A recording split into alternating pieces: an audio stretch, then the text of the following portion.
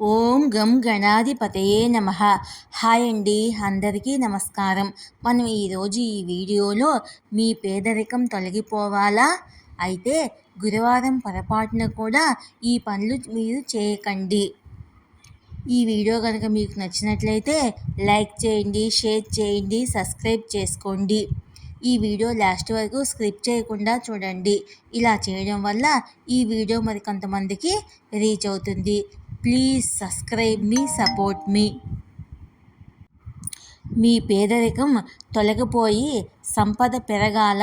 అయితే గురువారం రోజు పొరపాటున కూడా ఈ పనులు చేయకూడదు. అప్పుడే విష్ణుమూర్తి అనుగ్రహం లభిస్తుంది. బృహస్పతి స్థానం బలపడుతుంది. అదేందో ఇప్పుడు మనం ఈ వీడియోలో తెలుసుకుందాము. పేదరికం తొలగిపోవాలంటే గురువారం ఈ పనులు అసలు చేయకండి. గురువారం నారాయణుడి రోజుగా భావిస్తారు. ఈ రోజున శ్రీహరి విష్ణువుని ప్రత్యేకంగా పూజిస్తారు.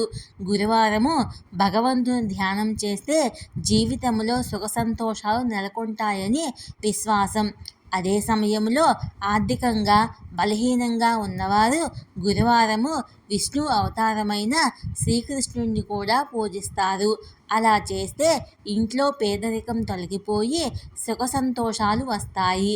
గురువారం రోజు తెలిసో తెలియకో చేసే కొన్ని పనుల వల్ల విష్ణువు కోపం వస్తుందని, ఆర్థిక పరిస్థితి దెబ్బతింటుందని పురాణాలు చెప్తున్నాయి. అది మాత్రమే కాకుండా మనం చేసే కొన్ని పొరపాట్లు బృహస్పతి గ్రహాన్ని బలహీనపరుస్తాయి. అందుకే గురువారం చేయకూడదు. బృహస్పతి గ్రహాన్ని బలోపేతం చేసే మార్గాలేంటో ఇప్పుడు మనము తెలుసుకుందాము. కొన్ని నమ్మకాల ప్రకారము గురువారం ఇంట్లో బూజు దులపడము, ఇల్లు తొడవడము వంటి పనులు చేయకూడదు. ఇలా చేయడం వల్ల ఇంటి ఈశాన్య కోణము బలహీనపడుతుందని నమ్ముతారు. చెత్తను గురువారం అమ్మటం వంటివి చేయకూడదు. ఇలా చేస్తే ఆర్థిక పరిస్థితులపై చెడు ప్రభావం పడుతుంది. గురువారం మర్చిపోయి కూడా ఎవరి దగ్గర అప్పు తీసుకోకూడదు. ఎవరికి అప్పు ఇవ్వకూడదు. గురువారం రోజు జాతకములో బృహస్పతి స్థానాన్ని బలహీనపరుస్తాయి. బృహస్పతి స్థానం బలహీనంగా ఉంటే డబ్బుకు సంబంధించిన సమస్యలు తలెత్తుతాయి. గురువారం నాడు గడ్డం, మీసం, జుట్టు కత్తిరించడం వంటి పనులు చేయకూడదు.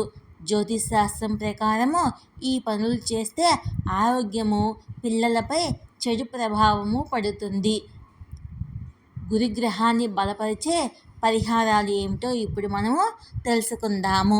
ఓం నమో భగవతే వాసుదేవాయ నమః అనే మంత్రాన్ని రోజు 108 సార్లు జపించడం ద్వారా జాతకములో బృహస్పతి స్థానం మెరుగుపడుతుంది.